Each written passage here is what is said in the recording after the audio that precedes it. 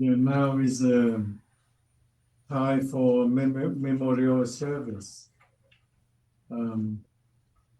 We pray for Richard Baksa, and during this memorial service, after I give a talk, I invite Sister Fablan and Fernando.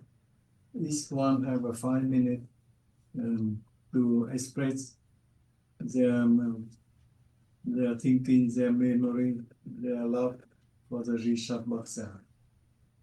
And the loss of Richard Baksa is a great loss for the Buddhist community in the U.S., especially for the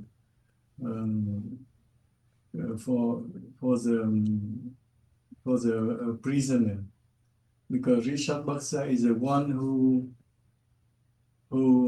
composed the study program, and the one he very devoted in sharing the Dharma, especially with the inmate. The Chuan Monastery is not far from here.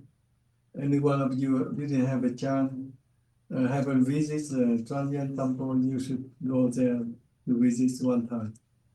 The Chuan Monastery is the biggest temple in the U.S. It's built by the Chinese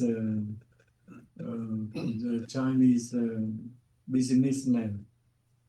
He have a 500 acres there, but later he used half of that property to build a temple.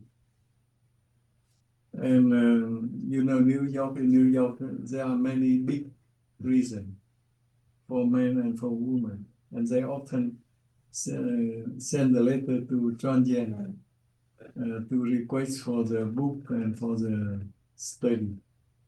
And that is how the Richard Baksa started the Buddhist Correspondence Course for inmates.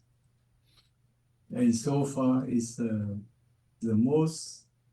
found as the most systematic study program for inmates. His legacy is great. So now I would like to invite Sister Fablan and Fernando.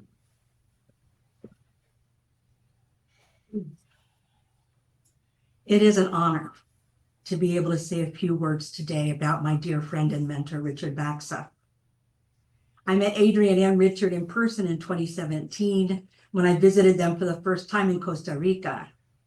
I went there innocently enough because I had heard that they might need some help with the correspondence course. And I like to help. So I went there, and it wasn't long before I discovered that they were looking for a little more than a little help. And I was there, and I thought, well, we'll see. And so I visited them many times over the years, and sometimes for training. Went there for training several times, and John also went one time in person for that training, and then sometimes to take care of Adrienne after she had some, serious surgeries.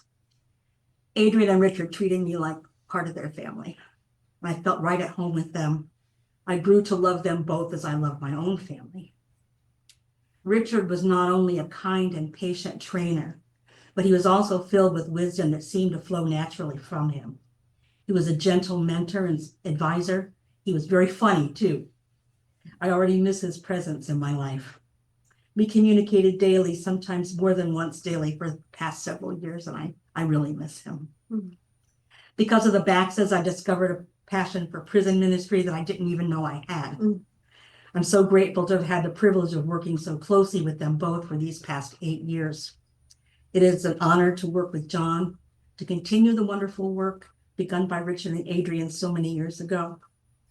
Richard never thought of himself as anything special, although he was a brilliant man. He never thought of himself as doing the work of a bodhisattva. He would say, "Oh no, not me, that's Adrienne." Well, Richard, you were wrong about that. Your compassion and your dedication to sharing the Dharma with incarcerated people is unsurpassed. You were and are a role model for me and so many others.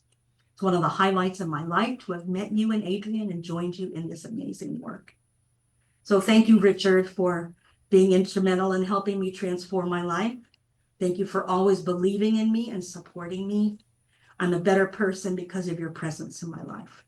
I will do my very best to honor your legacy by working tirelessly to continue sharing the Dharma with incarcerated people through the BAUS prison program and the Buddhist Correspondence Course. I'm so grateful to have shared a special moment with Richard a few days before he passed away. It was the last time I ever spoke with him. We were wrapping up a telephone conversation, and impulsively I said, "I love you, Richard." And he replied, "I love you too, Kathy." May he be reborn in Pure Land. Namo.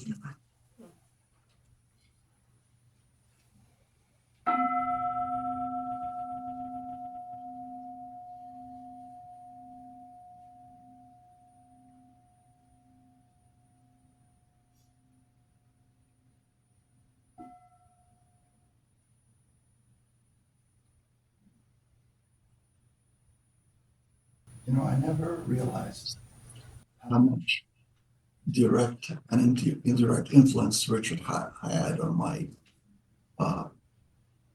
path, my spiritual path.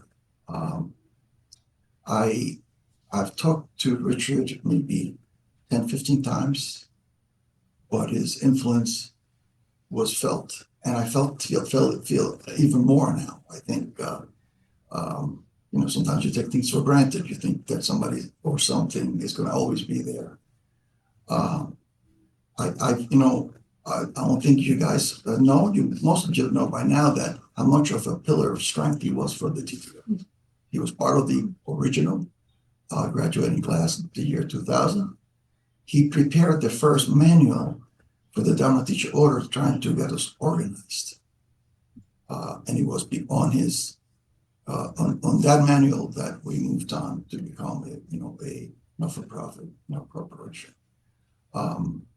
He was a gentle person, just like you described, kind, always supportive, not intrusive. You would ask him and he would give you information. He would not shower you with all kinds of advice. He would just be a source of inspiration. I think that the DTO is what it is today, a lot because of his efforts. And the fact is that he's alive with us here right now through us. We are keeping going what he enjoyed. And his baby, the Buddhist Correspondence Course, is such an act of kindness and love. And I think by us keeping that going, we're keeping him also going. You're blessed, Richard. Thanks for everything.